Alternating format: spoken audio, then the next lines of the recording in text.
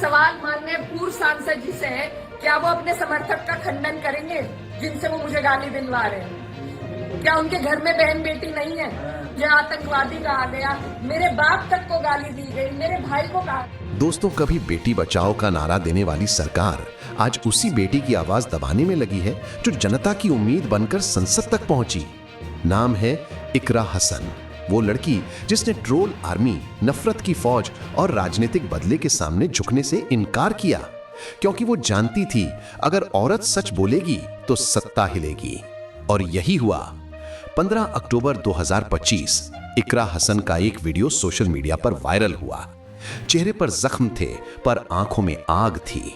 उन्होंने कहा, मुझे आतंकी कहा गया, मेरे बाप को गाली दी गई, मेरे भाई पर गंदे शब्द बोले गए, लेकिन मैं डरने वाली नहीं हूं।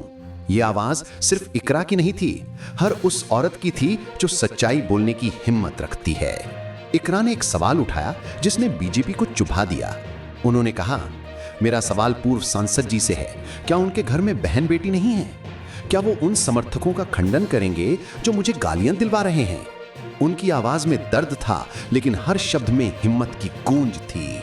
जब बीजेपी कैराना पलायन का झूठ फैला रही थी, तब इकरा बोली, यहां कोई हिंदू नहीं भागा, ना मुसलमान डरता है, डर सिर्फ बीजेपी के झूठ से है। वहीं से उनकी राजनीति की नींद उड़ गई, क्योंकि इकरा ने धर्म की राजनीति का पर्दाफाश कर दिया। एक गांव में मंदिर देखकर इकरा ने कहा, यह मंदिर हिंदू का नहीं, पूरे गांव का है। बस इतना कहना था कि नफरत की दीवारें हिल गईं, क्योंकि उनकी राजनीति मंदिर बचाने की नहीं, समाज तोड़ने की है। एक तरफ सरकार बेटी बचाओ का नारा देती है, दूसरी तरफ उसी बेटी को सोशल मीडिया पर गालियां दिलवाती है। कभी मुल्ली, कभी पाकिस्तानी, और मंच पर बोलती हैं, हम महिलाओं का सम्मान करते हैं। वाह रे नारी सम्मान। जुलाई 2025 में इकरा हसन सहारनपुर के एसडीएम ऑफिस पहुंची, जनता की समस्याएं लेकर, लेकिन अफसर ने कहा, गेट आउट।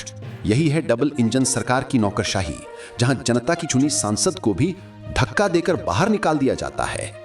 2024 से अब तक बीजेपी की आईटी सेल हर रोज इकरा पर कीचड़ उछालती रही, कभी धर्म के नाम पर, कभी कपड़ों पर, कभी परिवार पर। और योगी सरकार एक बार भी निंदा नहीं की, क्योंकि उनकी राजनीति गालियों से चलती है, संविधान से नहीं। आज इकरा हसन सिर्फ सांसद नहीं है, वो उस भारत की पहचान है जो मोहब्बत से बनता है, नफरत से नहीं। उन्होंने कहा, मैं डरने वाली नहीं हूं। और यही आवाज अब हर उस औरत की हिम्मत बन चुकी है जो सच बोलने से नहीं डरती।